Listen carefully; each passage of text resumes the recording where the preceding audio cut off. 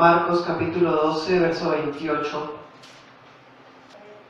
Acercándose uno de los escribas, que los había oído discutir y sabía que Jesús les había respondido bien, le preguntó: ¿cuál es el primer mandamiento de todos? Jesús le respondió: el primero de todos los mandamientos es: oye, Israel, el Señor nuestro Dios, el Señor uno es. Ama al Señor tu Dios con todo tu corazón, con toda tu alma, con toda tu mente y con todas tus fuerzas. Ese es el principal mandamiento. El segundo es semejante: amarás a tu prójimo como a ti mismo. No hay otro mandamiento mayor que estos. Entonces el escriba le dijo: bien, maestro, verdad has dicho, que uno es Dios y no hay otro fuera de él, y amarlo con todo el corazón, con todo el entendimiento, con toda el alma y con todas las fuerzas. Y amar al prójimo como a uno mismo es más que todos los holocaustos y sacrificios. Entonces Jesús, viendo que había respondido sabiamente, el escriba le dijo: no estás lejos del reino de Dios. Y ya nadie se atrevía a preguntarle a Jesús nada. Señor, esta tarde te damos gracias por tu palabra, por tu fidelidad, por tu misericordia y gran amor. Te rogamos, Señor, que tu palabra hermosa, poderosa, eficaz y viva, Señor, hable a cada corazón, a cada vida, a cada alma, de los que están en este lugar e incluso los que vayan pasando allí enfrente, Señor. Que tu gran amor y gracia, Señor, tu palabra quede implantada en los corazones de todas las personas y dé fruto al 30, al 60 y al 100, Señor. Porque está en tus manos solamente el crecimiento, está en tus manos solamente que las personas cumplan este gran mandamiento, que es amarte a ti sobre todas las cosas, Señor. Y no está en ninguna imposición, ni ninguna coacción, ni ninguna oferta que un humano pueda hacer.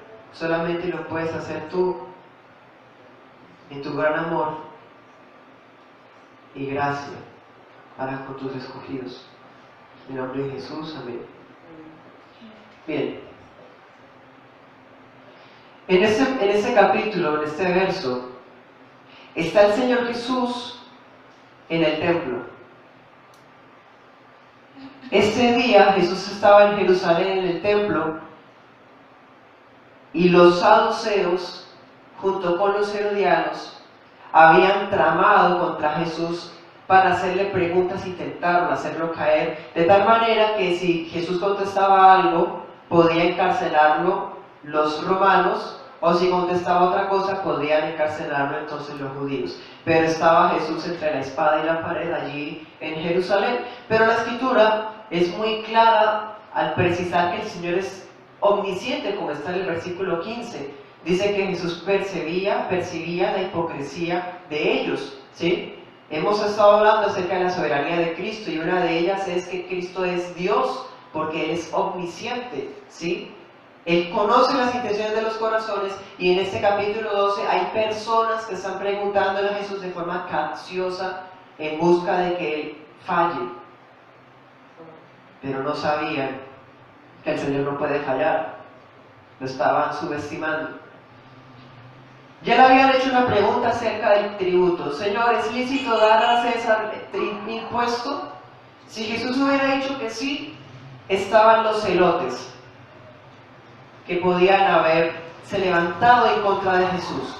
Si él dice que no, están los romanos ahí al lado, que lo pueden encarcelar por el lado y provocar sedición en el imperio. Jesús contesta sabiamente y dice: den al César lo que es de César y a Dios lo que es de Dios.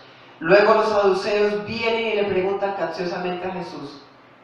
Le cuentan un caso de una persona que se había casado, de una mujer que se había casado con 7 hombres, todos murieron. Le preguntaron que en ese caso, ¿qué pasaba con la resurrección? ¿Quién se iba a quedar con esa mujer? Entonces Jesús le responde como siempre, con precisión, claridad y sabiduría, y le dice que ustedes ignoran las Escrituras, ustedes ignoran el poder de Dios. Versículo 24, ustedes han errado también en esto. Ahora, un escriba. Ya había Jesús sido tentado por fariseos, herodianos y saduceos, y ahora un escriba viene y le pregunta capciosamente. ¿Quién sabe qué estaba esperando que Jesús le contestara?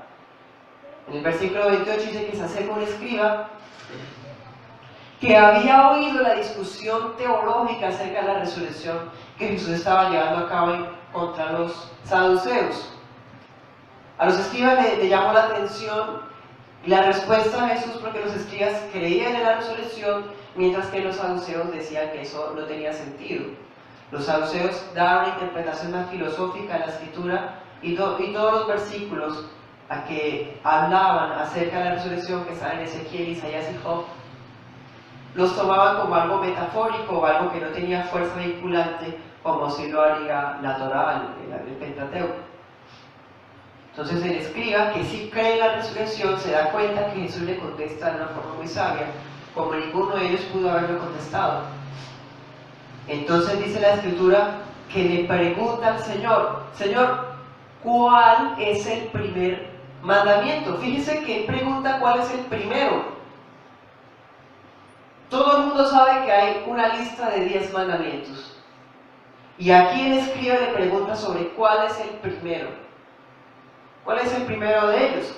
Quienes hemos estudiado la Escritura, usted que la ha leído, sabe que en Éxodo 20 y Deuteronomio 5 dice que el primer mandamiento es no tener dioses ajenos delante de Dios. ¿Sí? Es decir, que aparte de tener a Dios en nuestras vidas, estemos sirviéndole a Mamón de las riquezas o estemos sirviéndole a otros dioses paganos en la tradición comercial y pagana de nuestras regiones, o sirviéndole a otros dioses por medio del uso de símbolos en los hogares o de imágenes. Entonces aquí el escriba le pregunta, ¿cuál es el primer mandamiento? La respuesta de Jesús es una respuesta de carácter contextual, es decir, Jesús no solamente responde la pregunta a él mejor, sino que también cita la Escritura textualmente. Jesús en la respuesta que da está citando Deuteronomio 6 del 4 al 5. Deuteronomio 6 del 4 al 5 dice la Escritura, oye Israel, Yahvé nuestro Dios, Yahvé uno es. Amarás a Yahvé tu Dios de todo tu corazón, de toda tu alma y con todas tus fuerzas. Jesús responde textualmente con un versículo que todo judío se sabe de memoria. ¿Sí? En la iglesia de Occidente, los cristianos, la gran mayoría se sabe Juan 3:16. ¿Sí?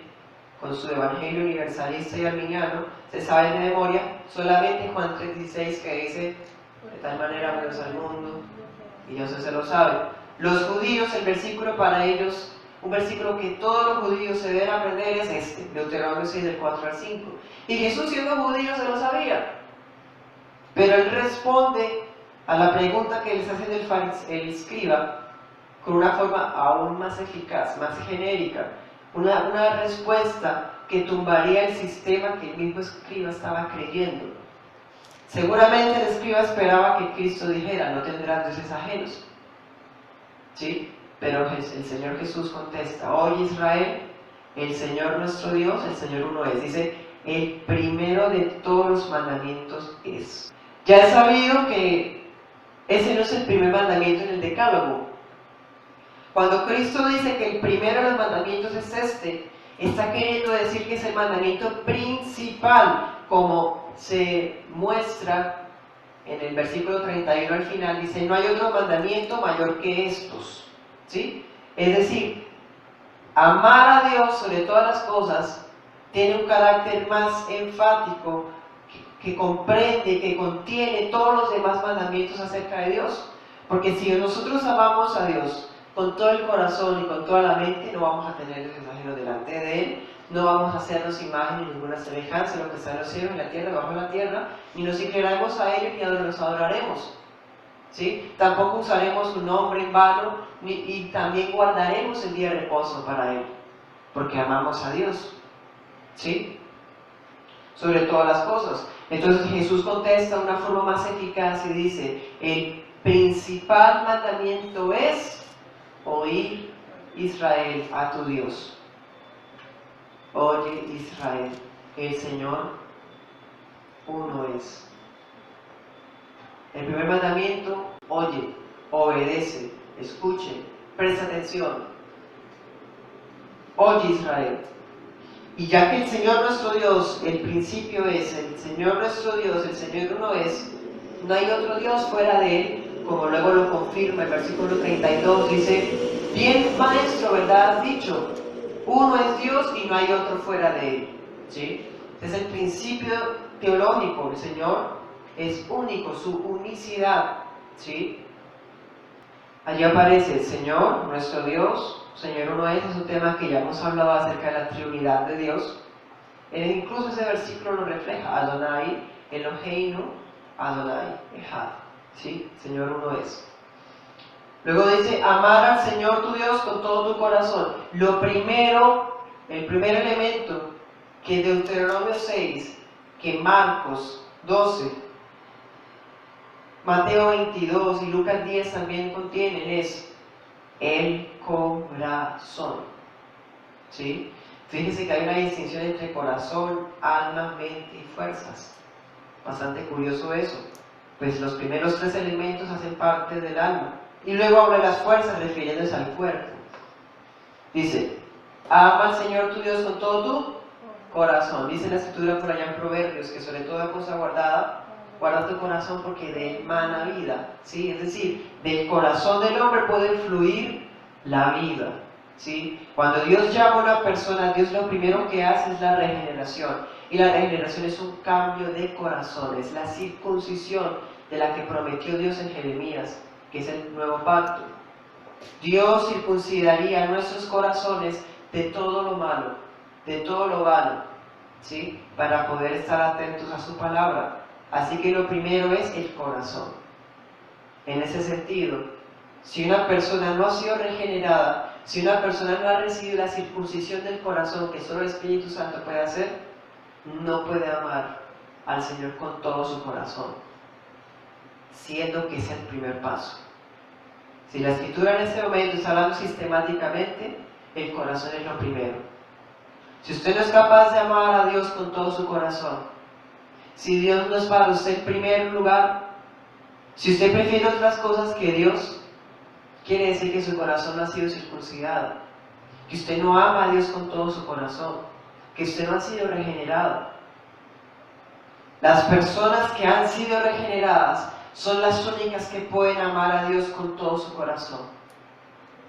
Porque el corazón del hombre es engañoso, el corazón del hombre está muerto, el corazón del hombre está caído, así que solamente del corazón del hombre puede surgir amor si Dios lo transforma.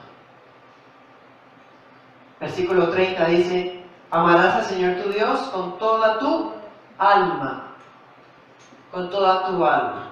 El alma es el elemento más importante del ser humano, es el ser humano mismo. El alma es aquello que contiene mis emociones, que contiene mi mente, que contiene mi personalidad. Esa es mi alma. Es decir, una vez yo amo a Dios con todo mi corazón, eso se va a traducir en mi alma. No es posible que si yo amo a Dios con todo mi corazón, mis actitudes, no es posible que si yo amo a Dios con todo mi corazón, yo ponga en primer lugar otras cosas antes que Dios, que yo no sea capaz de dejar atrás cosas por Él. Ya hemos dicho antes, este camino es angosto, no solamente porque signifique persecución y dificultades, sino que también exige cambios en la vida que van a doler, cambios en la vida que tenemos que dejar por amor de aquel que nos va a dar tesoros celestiales mucho mejores a los que tanto nos aferramos en esta carne. Es nuestro deber, es el principal mandamiento, y el Señor Jesús lo recalca, ¿sí? Pudo haber contestado, no tendrás dioses ajenos, pero Él recalca y dice, amarás al Señor tu Dios, ¿sí? Porque es lo más importante. Una vez una persona ama a Dios, esa persona estará dispuesta a hacer los cambios que sean necesarios en su mentalidad, en sus creencias, en su forma de hablar, en todo su ser, porque ama a Dios. Si no ama a Dios, no va a poder guardar sus mandamientos. Si no ama a Dios, no le van a hacer nada para Él no le va a importar. Ama al Señor tu Dios con toda tu alma. Dice la Escritura en Ezequiel, mías son todas las almas. Eso sí lo deja Dios claro. Sea que amen a Dios, sea que no, todas las almas son de Él. Pero cuando un alma ama a Dios, eso quiere decir que esa alma ha sido predestinada por su gran amor para que pueda amar a Dios. Ha sido elegida por gracia, una gracia incondicional. Por eso podemos amar a Dios con toda nuestra alma. Con toda nuestra alma. Hay personas que escriben, hay personas que dicen, que afirman que la cosa más importante de sus vidas, que las personas más importantes de sus vidas son su familia y sus hijos, sus padres, sus hermanos. Y se les olvida Dios. Entonces luego se corrigen y dicen, no, bueno, sí, Dios está primero. Dios es el primero. Marcos 10:29. Dice la Escritura, Jesús respondió y dijo, de cierto les digo que no hay nadie que haya dejado casa, o hermanos, o hermanas, o padre, o madre, o mujer, o hijos, o tierra por causa de mí y del Evangelio, que no reciba 100 veces más ahora en este tiempo, casas, hermanos, hermanas, madres, hijos y tierras, aunque con persecuciones. Y en el siglo venidero, la vida eterna.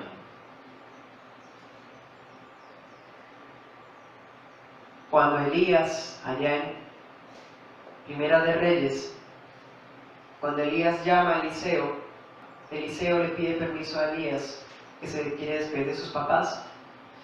Elías le permite, pero la Biblia no registra más que Eliseo haya vuelto a su casa.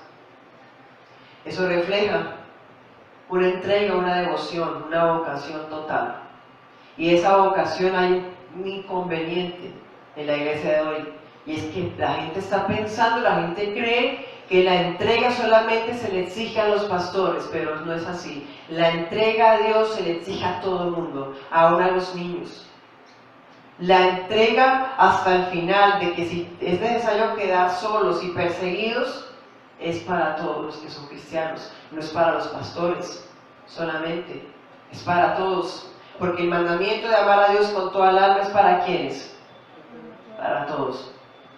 El pueblo de Dios, porque en el versículo 29 dice, oye Israel, porque los que no son parte del pueblo de Dios, para ellos no es este mandamiento, porque ellos no pueden cumplirlo, porque están muertos, no quieren, no desean, no entienden, ¿sí?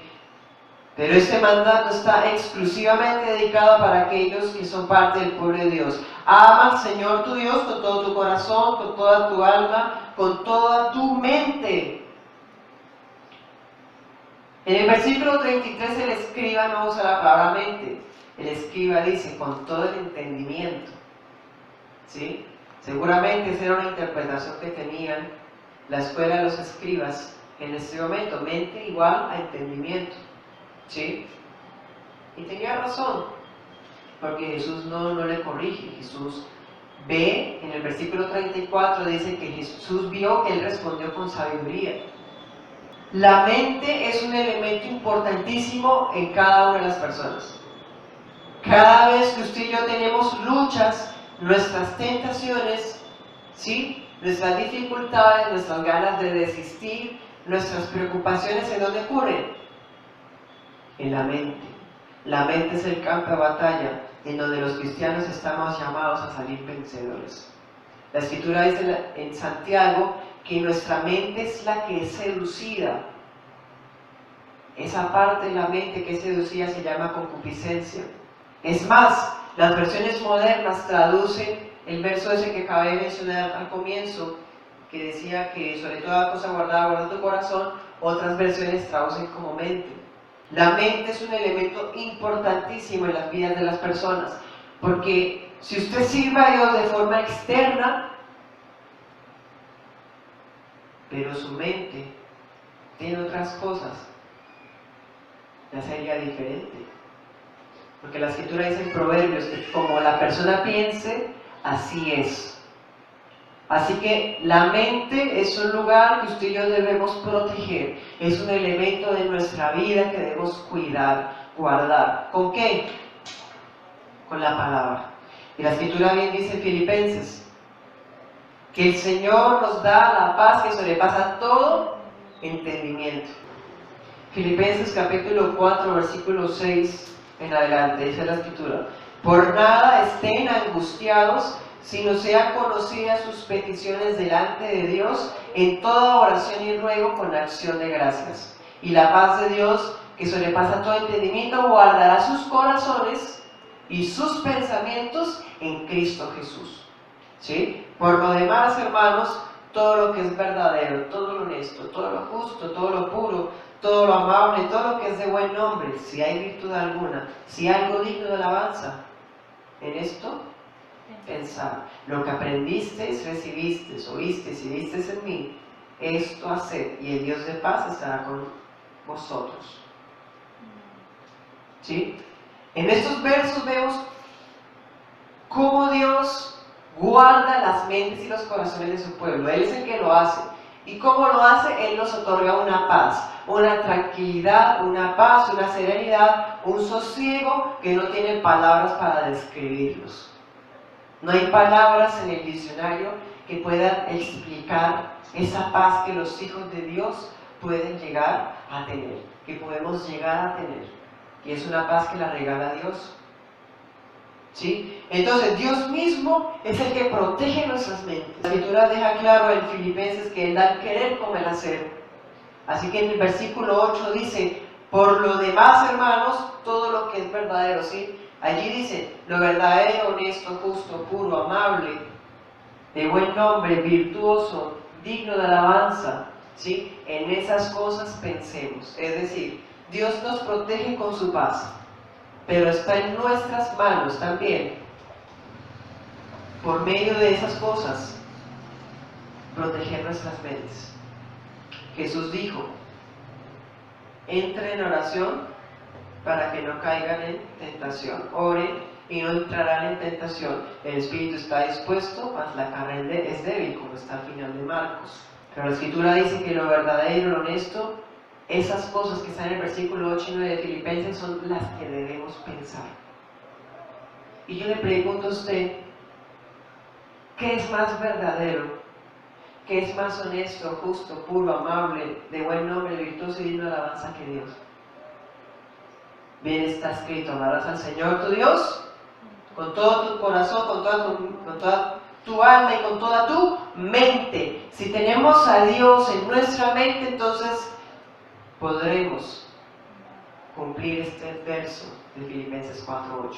Dice Isaías 26: y tú guardarás en completa paz aquel cuyo pensamiento en ti persevera, porque en ti ha confiado. Si Dios es el sol de nuestra vida, si Dios es el sol de nuestro amor, el centro, el eje de nuestros pensamientos y de nuestra vida, nuestra mente, podremos amar a Dios con toda nuestra mente, podremos pensar en todo lo verdadero, lo honesto, lo justo, lo puro, lo amable, podremos hacerlo.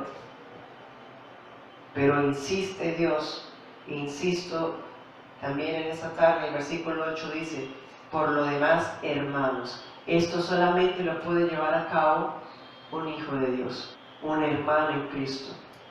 Alguien que no ha nacido de nuevo no puede pensar lo que es verdadero, porque su vida está en mentira.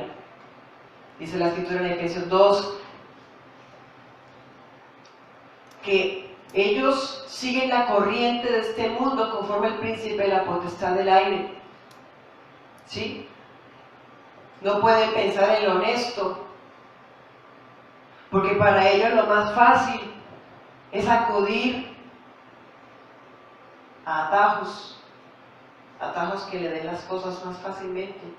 Aún así se va sacrificando la honestidad. Alguien que no es hijo de Dios no puede pensar en lo justo, porque aún él es injusto. Alguien que no es hijo de Dios no puede pensar en lo puro, porque lo puro solamente ha sido dado por Dios y en su vida no está Dios. Mucho menos puede pensar en lo amable, en lo de buen nombre, en lo virtuoso, en lo digno de alabanza. Así que ese verso que está en Filipenses 4:8 es exclusivo del pueblo de Dios, porque usted y yo estamos llamados, nos toca pensar en el Señor, que el Señor sea el centro de nuestra mente, porque Él es lo bueno, lo justo, lo honesto, Él es lo digno de alabanza, Él es lo mejor. Y si guardamos nuestras mentes, nuestros pensamientos en Él, entonces habrá paz en nuestra vida. Es una reacción lógica, por así decirlo. Pensamos en Él, hay paz. Pero si pensamos en Él, debemos recordar que es Él el que nos da el privilegio de poder tenerlo en el primer lugar.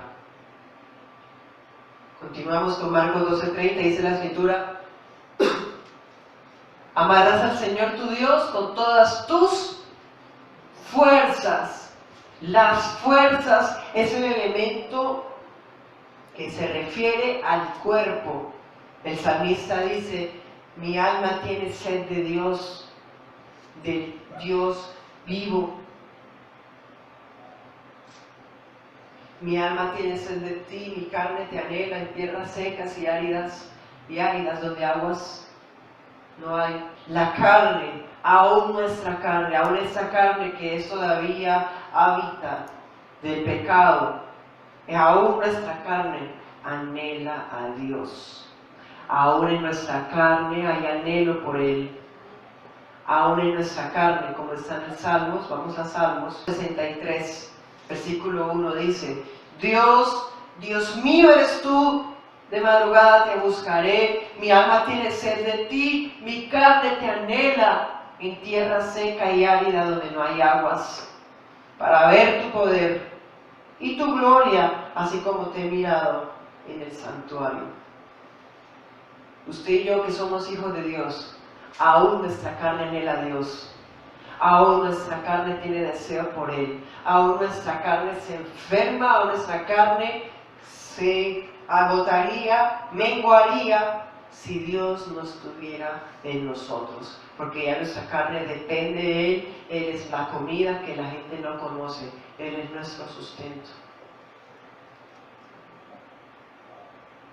Así que entonces, debemos amar a Dios con todas las fuerzas. Alguien que ama a Dios con todas las fuerzas camina lo más lejos que le quede en la iglesia. Alguien que no ama a Dios con todas sus fuerzas le da pereza y se queda durmiendo. Alguien que no ama a Dios con todas sus fuerzas prefiere quedarse descansando porque no ama a Dios con todas sus fuerzas.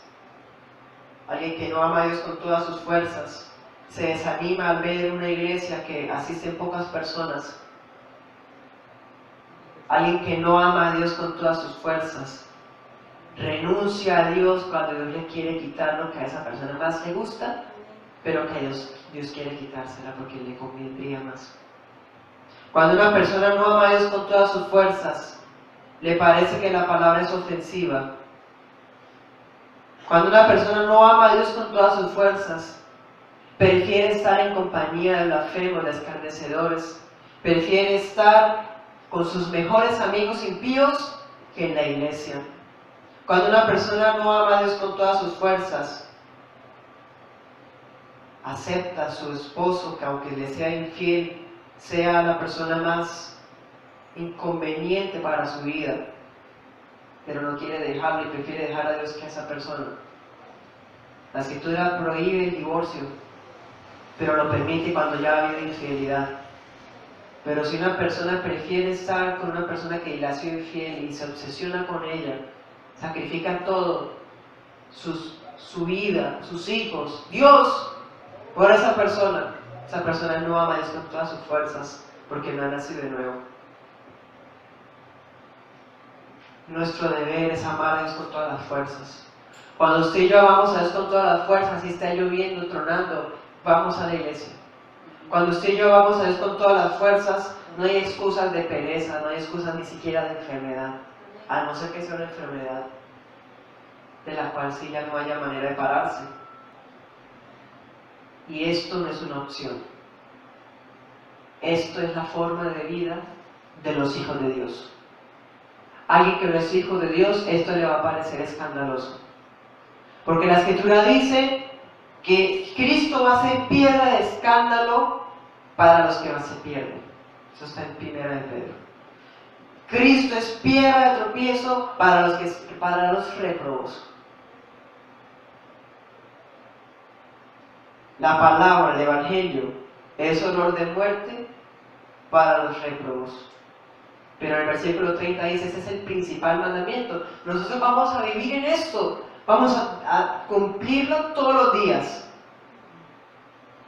Pero no porque sea una obligación o una coacción, sino ya porque en nosotros nace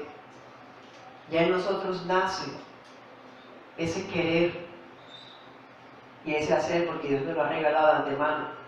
¿Sí? Como está escrito en Efesios. Vamos a Efesios, capítulo 2, versículo 10 dice, somos hechura suya, creados en Cristo Jesús para buenas obras, las cuales Dios preparó de antemano para que anduviéramos en ellas. Es decir, nosotros no andamos en ellas como una obligación, algo que nos toca hacer. Eso sería religiosidad y legalismo.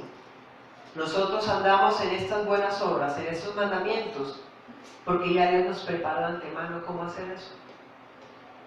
Porque para el hombre natural esto no es posible, pero para el hombre espiritual, al que Dios ha hecho nacer de nuevo, esto es posible. Esa es la vida diaria, suya y mía. Versículo 31 dice la Escritura, el segundo es semejante, le dice Jesús al escriba. Fíjese que el escriba le está preguntando acerca del primer mandamiento.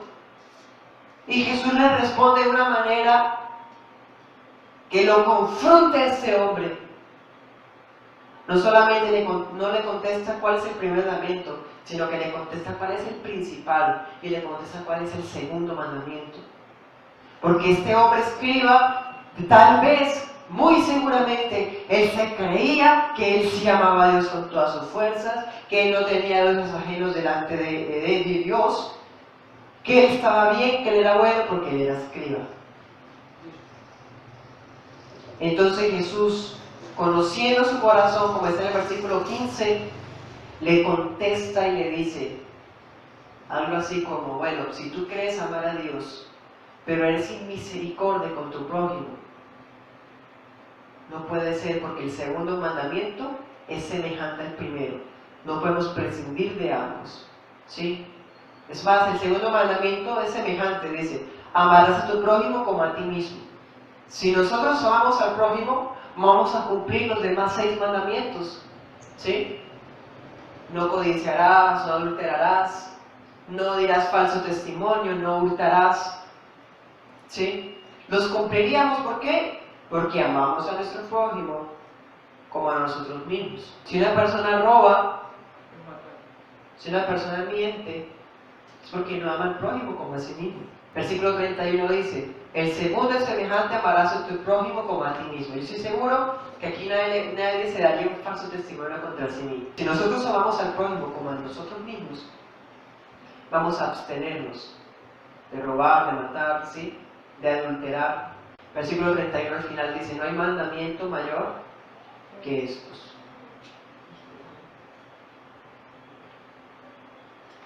Entonces el escriba entiende lo que Jesús le quiere decir.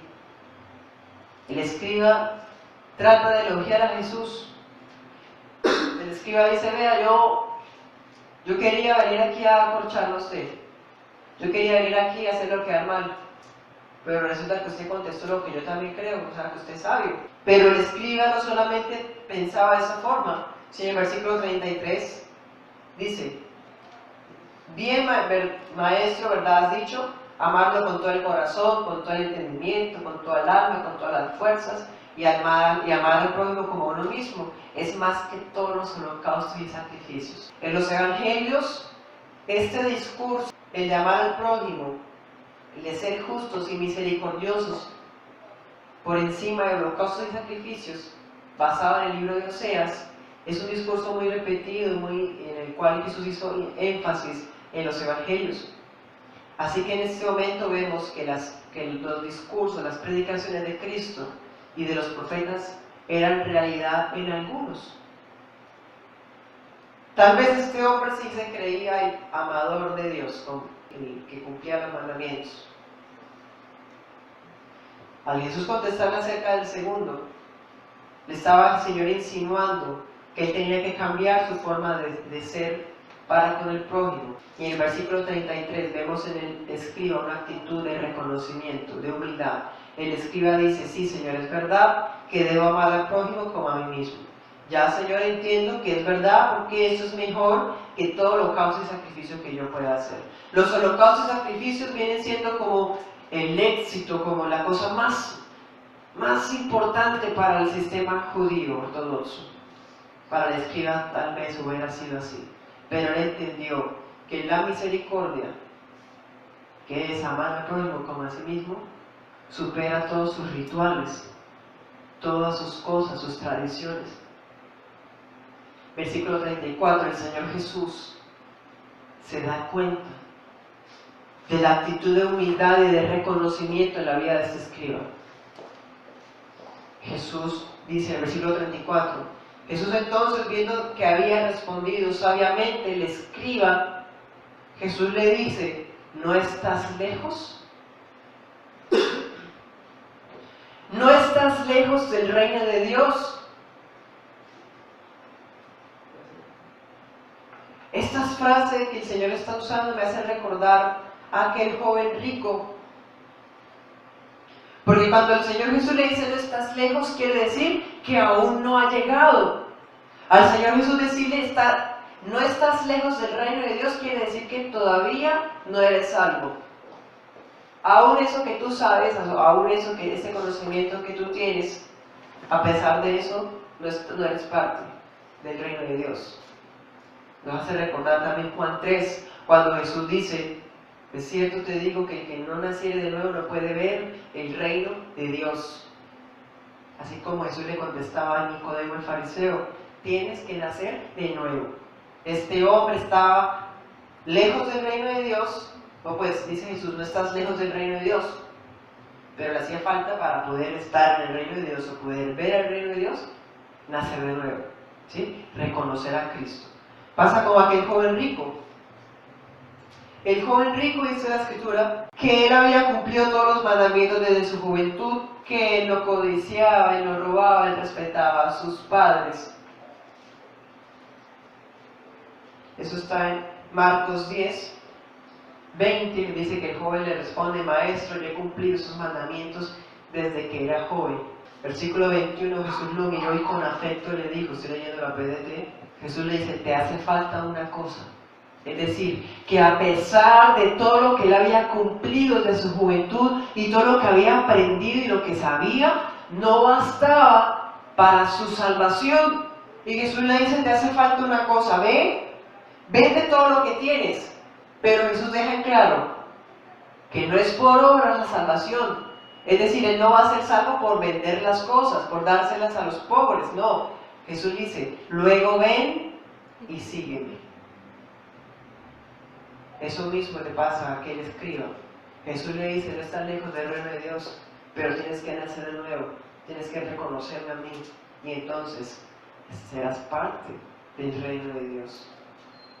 Pero Jesús le dice: no estás lejos del reino de Dios. ¿Por qué? Porque si este hombre ama a Dios con todo su corazón, su alma, su mente, sus fuerzas, aceptará que Cristo es el Mesías, que Jesucristo es el Señor.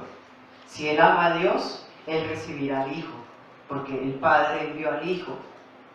Como Jesús les dice a los judíos en Juan, Jesús les dice: ustedes no pueden venir a mí, ustedes no quieren venir a mí para que tengan vida. Porque ya les he dicho, nadie puede venir a mí si el Padre no se lo da. Ustedes no pueden amarme a mí, pero Abraham amaba mi venida, pero ustedes no, porque ustedes son hijos del diablo. No estás lejos del reino de Dios. ¿Por qué? Porque si este hombre ama al prójimo como a sí mismo, se dará cuenta las obras que Jesús ha hecho. Jesús ha restaurado hogares, ha sanado ciegos, ha sanado leprosos, ha resucitado muertos, ha multiplicado alimentos, ha hecho cosas que nunca nadie había visto, ha hecho sordos escuchar, mudos hablar, cojos saltar, entonces él sabrá que es obra de Dios. Porque si él ama al prójimo como a sí mismo, sabrá que esos milagros que Cristo ha hecho son confirmación de que lo que Cristo estaba haciendo era resultado de la obra de Dios y no la obra de un simple mortal.